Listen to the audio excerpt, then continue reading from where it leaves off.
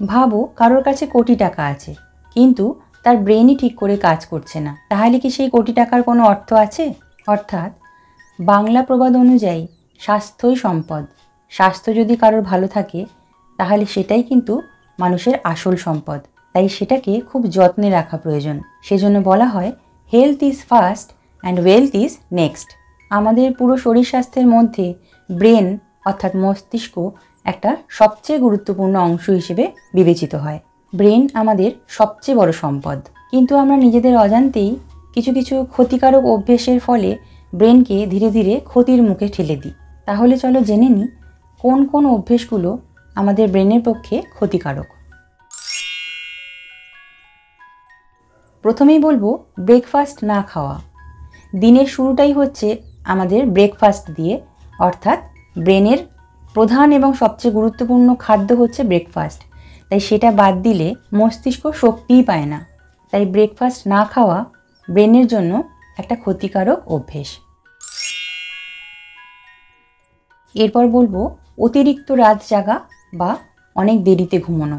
দেরি করে ঘুমোলে ব্রেনের রেস্টিং টাইম কমে যায় এবং তার ফলে ভবিষ্যতে অনেক সমস্যা আসতে পারে। এছাড়া আছে অতিরিক্ত চিনি খাওয়া। অতিরিক্ত চিনি খেলে বা মিষ্টি খেলে ব্রেনের কর্মক্ষমতা অনেক কমে যায়। অতিরিক্ত ঘুম, বিশেষ করে সকালে, ব্রেনকে অনেক বেশি স্লো আর অলস করে দেয়। খেতে খেতে টিভি দেখা বা কম্পিউটার দেখা এটাও কিন্তু মস্তিষ্ক গঠনের জন্য একটা খারাপ অভ্যেস।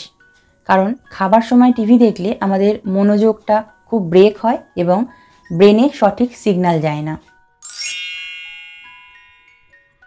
আর একটাও পয়েন্ট বলবো, আমাদের শরীর তো খুব গরম এবং আমাদের আবহাওয়াও খুব গরম। সেই কারণে আমাদের দেশে ঘুমোবার সময় বিশেষ করে টাইট মোজা পরে এবং মাথায় খুব টাইট টুপি বা স্কার্ফ জাতীয় কিছু বেঁধে শুলে অক্সিজেন চলাচলের ক্ষেত্রেও একটা সমস্যা দেখা দিতে পারে। তাই ঘুমের সময় এরকম টাইট জাতীয় মোজা বা স্কার্ফ এগুলোকে একটু এড়িয়ে চলাই ভালো। মনে রেখো, ব্রেনই তোমার আসল সম্পদ। মস্তিষ্ক সুস্থ থাকলেই জীবন সমৃদ্ধ হয়ে উঠবে। তাই ছোট ছোট ক্ষতিকারক অভ্যেস বদলাও এবং নিজের মস্তিষ্ককে সুরক্ষিত রাখো।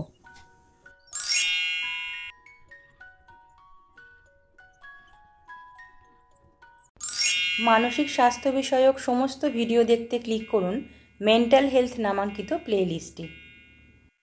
সাধারণত আমি চেষ্টা করি মানসিক স্বাস্থ্যের ওপর এমন কিছু বিষয় নিয়ে আলোচনা করতে যেগুলো জানলে নিজেকে বোঝা অনেকটা সহজ হয়।